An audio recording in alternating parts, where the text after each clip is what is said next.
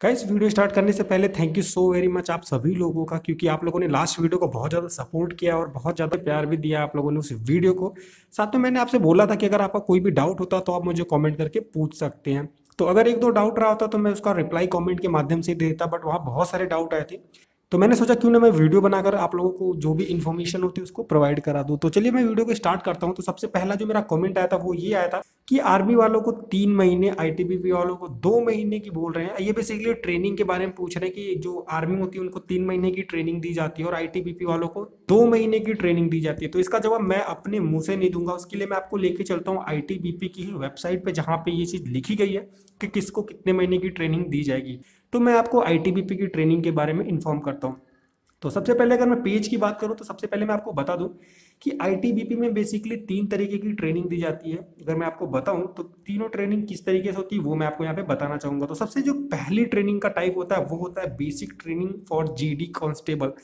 यानी कि आप किसी भी फील्ड से, आप ट्रेड्समैन के लिए जा रहे हो, ट्रेड्समैन में आप किसी भी ट्रेड के लिए जा रहे हो उससे फर्क नहीं पड़ता है, आप जीडी के लिए जा रहे हो उससे भी फर्क नहीं पड़ता, आप बेसिकली जा रहे हो कांस्टेबल के लिए, तो आप लोगों को सेम ट्रेनिंग दी जाती है। अब कांस्टेबल की ट्रेनिंग के बाद दूसरी नंबर पे जो ट्रेनिंग आती है वो आती है basic training other than GD constable. यानी कि एक तो कांस्टेबल के लिए ट्रेनिंग डिजाइन की जाती है, उसके बाद अदर देन कांस्टेबल यानी कि कांस्टेबल के अलावा भी एक ट्रेनिंग दी जाती है। और जो ये तीसरी ट्रेनिंग होती है बहुत ही स्पेसिफिक ट्रेनिंग होती है और कुछ लोगों के लिए ही डिजाइन की जाती है। अब ये कुछ लोग कौन होते हैं मैं आपको बता दूं। अगर आपने अपनी ड्यूटी सर्व करी, चाहे आप बीएसएफ में हो, चाहे आप आईटीबीपी हो, इवन आप किसी भी गवर्नमेंट जॉब में कर रहे हो, अगर डिफेंस के लाइन में हो, तो अगर आपने अपनी गवर्नमेंट को 3 साल, 4 साल, 5 साल अगर सर्व किए, उसके बाद अगर आप प्रमोशन पाने वाले हो तो प्रमोशन से पहले आपको कोर्स वगैरह में जाना पड़ता है। तो अगर आप कोर्स में जाते हो तो उसके लिए जो ट्रेनिंग डिजाइन की जाती है वो होती है तीसरे नंबर की ट्रेनिंग। अगर मैं बात करूं आपकी कांस्टेबल की, तो आपके कांस्टेबल की ट्रेनिंग कितने महीनों की होती है तो वहां पे आप क्लियरली देख सकते हो बेसिक ट्रेनिंग दी जाती है। और बेसिक ट्रेनिंग जो होती है 44 वीक्स की होती है, यानी कि 44 हफ्तों की आपको ट्रेनिंग दी जाती है। अब ये 44 हफ्ते कितने होते हैं, अगर आप 44 में 7 से गुणा करोगे तो लगभग 300 से ऊपर चले गए। और अगर मैं 300 के ऊपर की बात करूँ और उसे नॉर्मल कैलकुलेट करके देखूं तो तकरीबन 10 महीने आ रहे हैं महीनों के हिसाब से। तो क्या 10 महीनों की ट्रेनिंग दी जाती है? तो बिल्कुल हाँ, 10 महीनों की दी जाती है ट्रेनिंग। अब ये डिपेंड करता है ट्रेनिंग देने के तरीकों पे। सबसे पहले क्या होता है कि आपको 6 महीने की ट्रेनिंग तो बेसिक ट्रेनिंग दी जाती है। बेसिक ट्रेनिंग इवन जैसे कि बेसिक फिटनेस लेवल हो गया या फिर किस तरीके से मेंटल वगैरह आपको दिखा जा रहा है।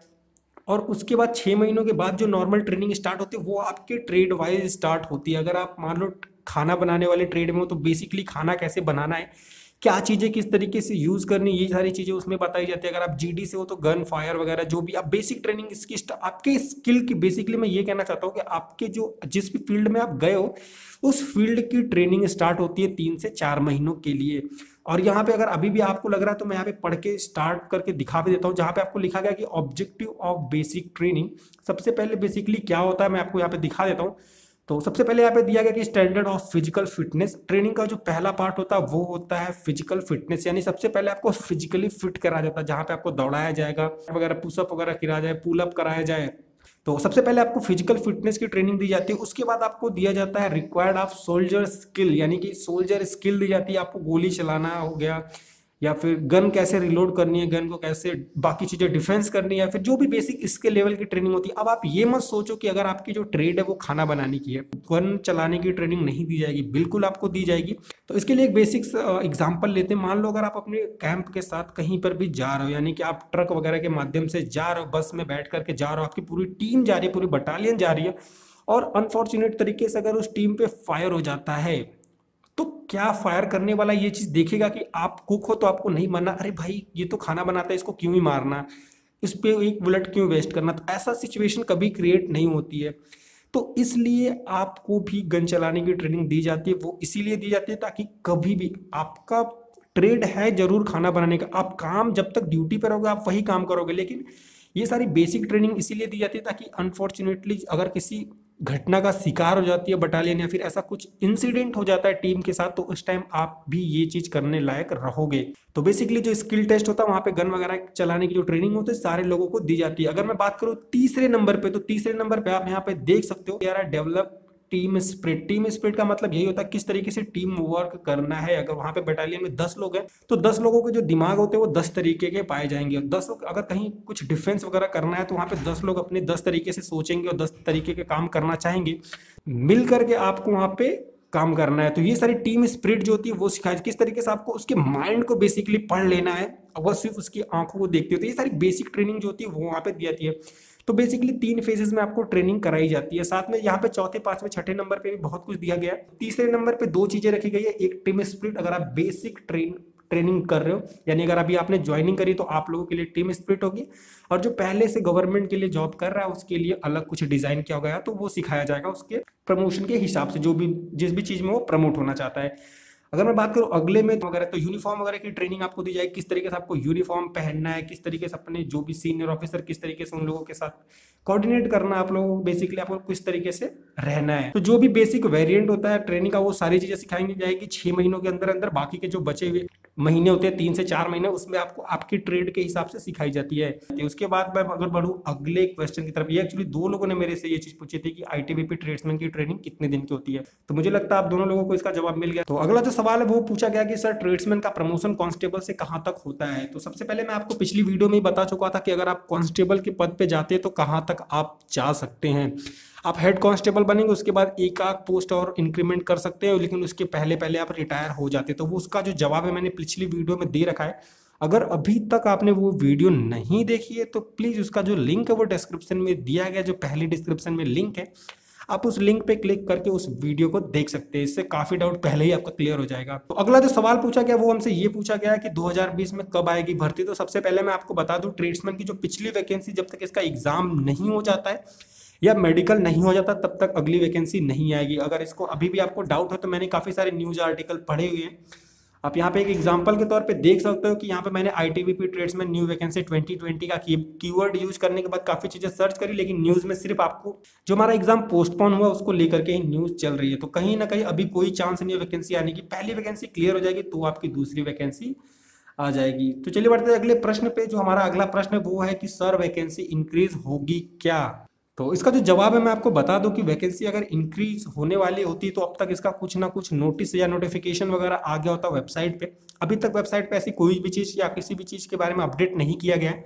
तो आप मान के चलो अभी आपके पास 303 पोस्ट है और आपको उसके लिए ही एग्जाम देना होगा। जो अगला प्रश्न पूछा गया वो पूछा गया कि ईयरली कितनी छुट्टी मिलेगी सर। तो इसका जो जवाब है वो भी मैं आपको बता दूं। इसका जो छुट्टी का पार्ट होता है वो कई पार्ट में डिवाइड होता है। जो छुट्टी आपको दी जाती है वो कई सारे पार्ट में डिवाइड होती है। तो चलिए मैं आपको क्लियर कर दूं। सबसे पहले तो यहाँ पे आप देख सकते हो कि लिस्ट ऑफ हॉलीडे, जो बेसिक हॉलीडे मिलती है वो तो आपको मिलेंगी ही। हम होली मना रहे होते, दिवाली मना रहे होते, तो इसके लिए तो जो छुट्टियां होती वो तो मिलती ही है। तो इसका मतलब ये नहीं है कि बाकी सारे लोग बैठ जाएंगे छुट्टी पे, काम करते हैं और जो छुट्टी वाले दिन काम करते हैं उनको कॉम्प ऑफ मिलता है, यानी वो उस दिन की छुट्टी कभी और ले सकते हैं। वो उनके अकाउंट में उतनी छुट्टियां ऐड रहती हैं।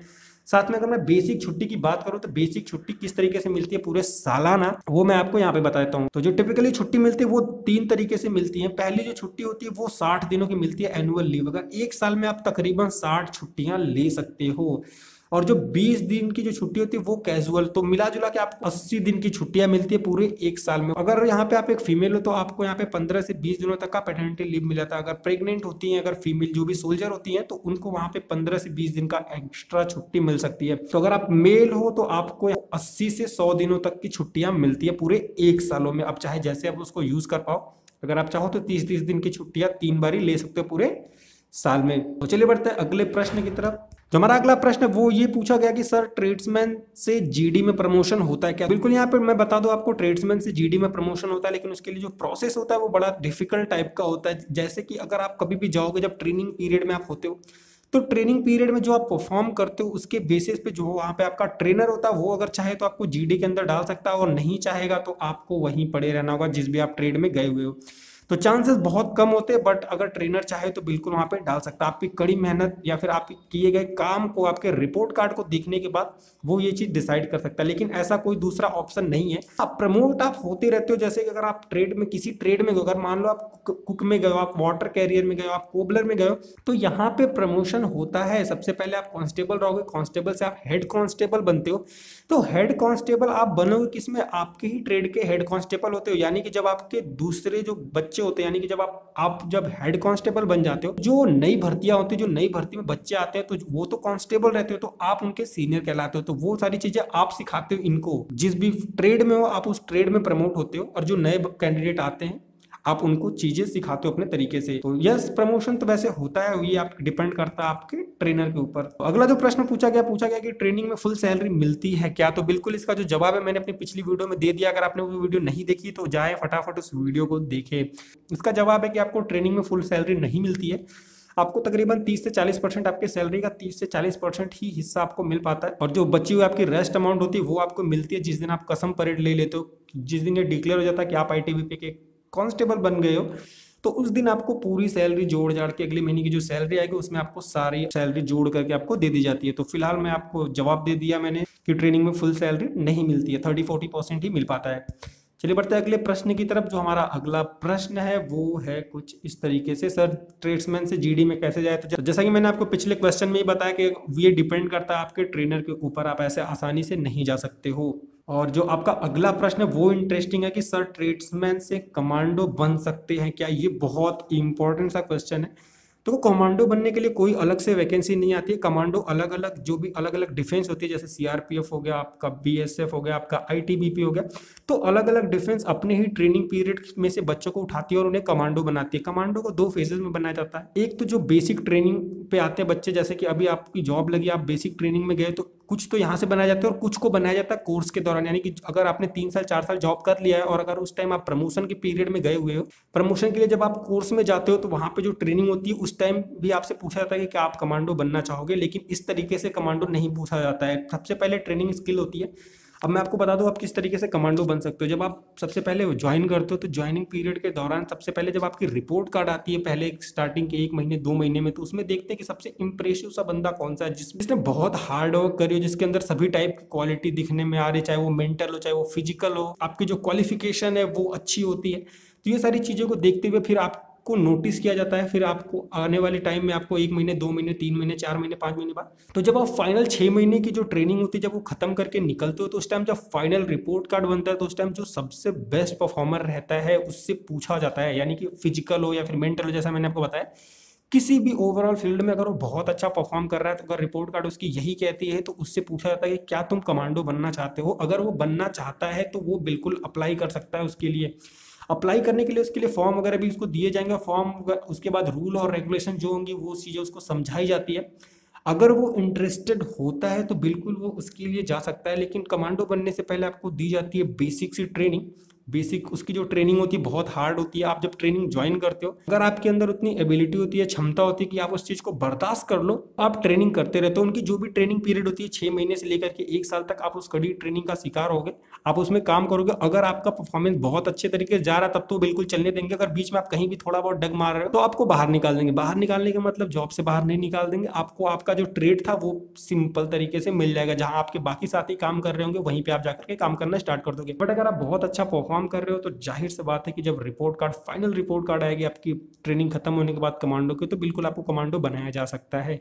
बट इसमें चांसेस कितने होते हैं? जिसमें चांसेस सिर्फ होते हैं 5 से 10% के, कि बेसिक जो ट्रेनिंग पे गए बच्चों को कमांडो बनाया जाए, ये सिर्फ 5 से 10% होता है। तो अगर आप उतनी काबिलियत दिखा ले तो आपकी ट्रेनिंग पीरियड में ही, तो बिल्कुल आपको बनाया जा सकता है। लेकिन मैं आपको बता दूं ऐसा होता नहीं है जनरली, क्योंकि आप नए कैंडिडेट होते हैं, आपको पता नहीं होता कि कौन सी चीज किस तरीके से करनी है। तो जब बेसिक ट्रेनिंग आप 6 महीने करते हो तो उसमें आप इतना ज्यादा तरीके से थक जाते हो, इतना बुरे तरीके से थक जाते हो कि आपका सिर्फ यही रहता है कि मुझे किसी तरीके से इसमें ही पास होकर बस निकल जाना है। तो बहुत कम चांसेस होते हैं। लेकिन अगर आप बहुत अच्छा परफॉर्म कर रहे हो, अगर आपका ट्रेनी चाहता है, तो बिल्कुल आपको कमांडो के लिए अप्रोच किया जा सकता है। और अगर आप चाहें तो फॉर्म भर के कमांडो की ट्रेनिंग के लिए भी जा सकते हैं। जैसा मैंने आपको बताया, आपकी रिपोर्ट कार्ड बहुत क्लियर होनी चाहिए। तो यस, अगर आपका ट्रेनी चाहे तो आप बिल्कुल कमांडो बन सकते। वैसे एक चीज मैं आपको और भी बता दूं कि कमांडो सिर्फ उन्हीं लोगों को बनाया जाता है जो कि गवर्नमेंट जॉब में 4 या 5 साल अपना दे चुके रहते हैं। और जब उनका प्रमोशन होता है, चाहे वो हेड कांस्टेबल पे हो रहे हो, चाहे वो एएसआई पे हो रहे हो, चाहे वो कमांडेंट बनने जा रहे हो, तो उस टाइम जो उनकी कोर्स होती है, बेसिकली जैसा मैंने आपको स्टार्टिंग में बताया कि जो लोग जॉब कर चुके रहते हैं उनको कोर्स कहलाता है। तो जब वो लोग कोर्स में जाते हैं, तो अगर वो लोग चाहें तो बिल्कुल कमांडो उन लोग को बनाया जा सकता है। तो अगर आप चाहें तो आप सबसे पहले ज्वाइन करें, 3 से 4 साल तक अपनी जॉब करें, और जब आप प्रमोशन के लिए जाएंगे हेड कांस्टेबल बनने के लिए, तो उस टाइम भी अगर आपसे ये चीजें पूछी जाएंगी, अगर आपका परफॉर्मेंस बहुत अच्छा आता है तो अगर आप चाहें तो उस टाइम भी कमांडो के लिए फॉर्म भर सकते हैं। लेकिन तब तक के लिए क्वालिफिकेशन आपकी अच्छी होनी चाहिए, क्योंकि ये जो हमारा ट्रेड्समैन की वैकेंसी है वो सिर्फ और सिर्फ हाई स्कूल पे है। तो अगर तब तक अगर आप अच्छी खासी डिग्री भी ले लेते हो और अगर अच्छा खासा आपका रिपोर्ट कार्ड रहता है तो बिल्कुल आप कमांडो के लिए, कमांडो की ट्रेनिंग के लिए आप वहाँ पे जा सकते हो। और जो हमारा अगला सवाल है वो ये है कि ट्रेड्समैन वाला जवान कमांडो बन सकता है, जिसका जवाब मैंने पीछे दे दिया, या वो स्पोर्ट लाइन या सिंगिंग लाइन में जा सकता है। तो यस, अब जा सकते हो ट्रेनिंग पीरियड के दौरान। जैसा मैंने आपको बताया, अगर उस चीज में अगर आप इंटरेस्ट दिखाते हो, अगर आप इसमें जाना चाहते हो तो आप स्पोर्ट्स में जा सकते हो, या फिर सिंगिंग वगैरह में अगर आपको बहुत अच्छे तरीके से आती है तो आप चाहो तो उसकी ट्रेनिंग भी ले करके आप चाहो तो उसको ज्वाइन कर सकते हो।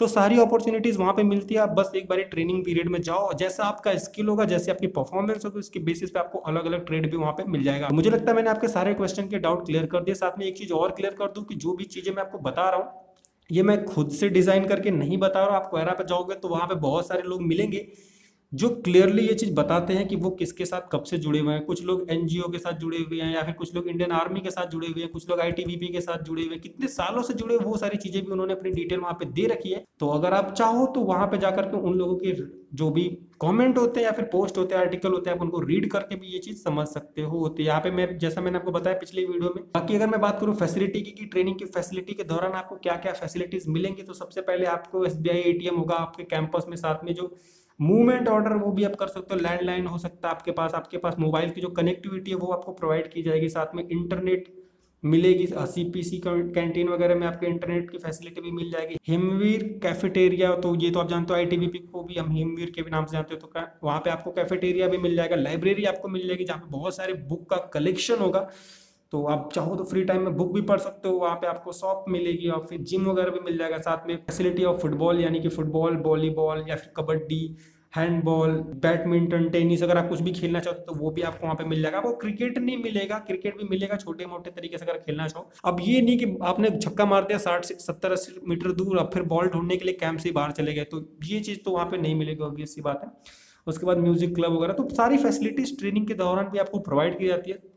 बाकी जैसा मैंने आपको बताया, सिर्फ मसला ये होता है कि एक बार चाहे जैसे आप करके भर्ती हो जाओ। अगला जो सवाल है वो मेरा खुद का है, क्या मुझे गेमिंग चैनल बनाना चाहिए? अगर हाँ तो आप मुझे इस वीडियो के नीचे कमेंट करके बता सकते हो। साथ में अगर आपको अभी भी कोई डाउट है जो मैंने आप इस वीडियो में कवर नहीं किया तो आप मुझसे कमेंट करके पूछ सकते हो। उसका जो जवाब होगा अगर देने लायक होगा तो मैं कमेंट में दे दूंगा, नहीं तो अगली वीडियो में आपको बता दूंगा। तो वीडियो आपको कैसी लगी? अगर आपको वीडियो पसंद है तो वीडियो को लाइक करना ना भूलना। अगर आप वीडियो को लाइक करते हो तो ज़्यादा से ज़्यादा लोगों तक पहुंचती है, जिससे मैं मोटिवेट होता हूं और मैं इस तरीके की और भी वीडियोस बनाता हूं। जरूरी नहीं कि आप आईटीबीपी में जा रहे हो इसलिए आप आईटीबीपी के सवाल पूछो, आप किसी भी फील्ड के किसी भी तरीके के सवाल पूछ सकते। साथ में मैंने एक पोल रखा हुआ है मेरे यूट्यूब चैनल पे कि मुझे किस चीज़ पे वीडियो बनानी चाहिए, तो आप मेरे कम्युनिटी पोस्ट में जाकर के आप पोल कर सकते हो। मैं मिलता हूँ आपसे अगली वीडियो में, तब तक ध्यान रखें खुद का और अपने परिवार का। जय हिंद, जय भारत।